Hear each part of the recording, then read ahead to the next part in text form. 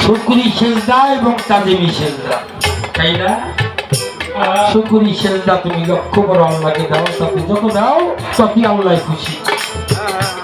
কিন্তু তাজিমি সেজদা যেটা তুমি তোমার বাবাকে দাও, তোমার মাকে দাও, তোমার শ্বশুর আব্বাকে দাও, তোমার দয়াল মুর্শিদকে দাও, এই সেজদাটা ওই যে লা ইলাহা ইল্লাল্লাহু ওইটার ভিতরে তাজিমি সেজদাও আছে, শুকরি সেজদাও আছে।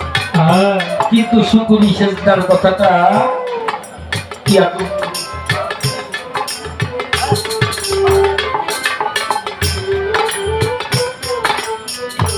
ওই নবী বড় ছেলেকে আল্লাহ হুকুম করছে না যে আপনার সন্তানকে বড় ছেলেকে সেজদা করতে। পবিত্র কোরআন শরীফের ভিতর কথা আছে, ওইটা হচ্ছে শুকরি সেজদা। আর তুমি তোমার মুর্শিদকে যে সেজদা করো এইটা তাজিমি সেজদা, এইটা 4 কালেমার 14 সেজদা। কিন্তু লা ইলাহা ইল্লাল্লাহু এইটা কালেমার একটা মুর্শিদের এক।